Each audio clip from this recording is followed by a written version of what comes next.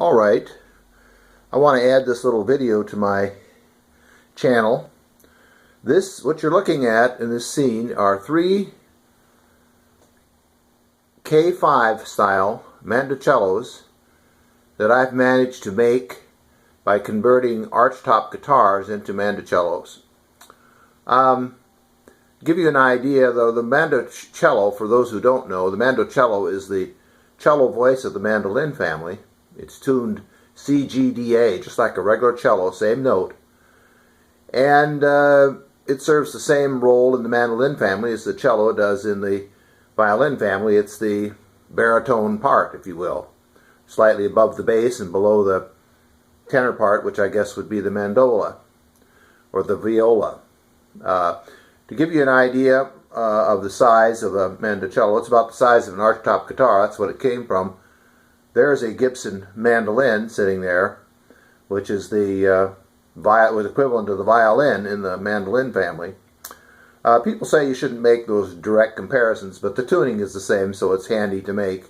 Violin tuned G-D-A-E like a violin, a mandola tuned C-G-D-A like a viola, and then the mandocello like the cello. Okay, so the first one I did was I bought an old 1951 Epiphone Zenith guitar and converted that. To do that, you have to convert the headstock tuners from guitar tuners to mandolin tuners. You have to make a mandola nut, which would be like a mandolin nut, which would handle the 8 strings, the 4 courses. And you have to make a new fingerboard. The new fingerboard, make a new fingerboard because a mandolin has a narrower, longer fingerboard than a guitar, archtop guitar generally. So that, in this case, it was a rosewood fingerboard was made, refretted with new binding. And then you have to make a new bridge for a mandocello and a tailpiece for a mandocello. And so that was done on this Epiphone. It turned out quite well. That was step one. And that one went well, so I decided to practice on another one. I bought a C-66 Vega Super Jumbo Archtop guitar. This is a 17-inch lower bout on this instrument. It's a big old guitar. Nice shape. And I converted that doing the same thing, changing out the headstock and to mandolin tuners. Of course, you have to do a lot of refinishing when you do that. That's a ebony overlay on that to hide the holes where the old tuners used to be. They're filled now with mahogany pegs.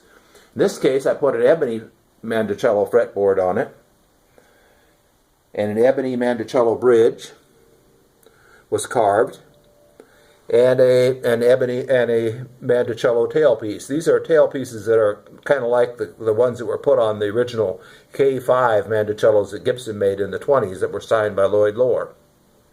They're no longer made, so if you want one, you have to make your own, so to speak. So after with these two, both of these mandocellos play quite well. So I felt now I was ready then to convert over and make my Gibson mandocello. So I bought a Gibson L-50 guitar that had the neck broken off of it, and I bought it off eBay for a quite good price. And first I had to fix the neck, and the neck was fixed with fresh wood put on top and the bottom. And then I ran 2 carbon fiber rods on either side and put a new Stuart McDonald what you call a hot rod, 2-way truss rod in it, and then put new wood over the brake and rounded it back in shape. And so this, I'll show you a little bit more about this guitar. So this neck on this guitar is actually a lot stronger than it ever was before it broke as a guitar. And of course a new ebony fingerboard was made, a mandocello fingerboard out of 1/4-inch ebony stock, and refretted with Evo wire. That's that gold Evo, real strong Evo wire. And then new inlay was put in. Since it was a Gibson guitar, I had no problems with putting Gibson and a flower pot on the top. Those are gold mother of pearl. And Then of course it had to have a Mandocello bridge. This one was made out of ebony, and then I made a bone cap for it. It's compensated, and then of course another Gibson style tailpiece. And I'll show you the back of this one too. It's a beautiful, beautiful instrument. Sorry about the little shot off into outer space there. It's solid maple back. You can see that I had to redo the neck and refinish it, and that turned out quite well. It matches quite nicely with the original finish on the back. And really, unless you're somebody that really knows guitars, you probably would not even notice that this neck has been redone. And then of course it has some Schaller type gold Schaller tuners on it. I went with gold hardware on this one. I had a little volute put on here for a little bit of added extra strength. But this is all new wood right in here. It's been recontoured, and this is new wood up here where the break was, and that's a fresh piece of ebony over that. It's thicker than the ebony that would usually be on a faceplate. We took about an eighth of an inch of the original mahogany off that faceplate and put some extra ebony over that. So that is, like I say, this neck is much stronger now than the neck of the original guitar. And in each case, they used to have a new Mandocello nut that's set up.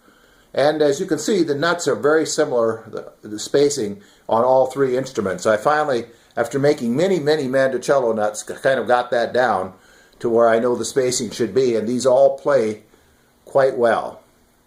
So this was the goal, this Gibson Mandocello, since you can no longer buy a Gibson Mandocello, new anyway, and the original Lloyd Loar K5s, if you were to find one of those, it would sell for many tens of thousands, prices like 30 to 60,000 I've seen for them.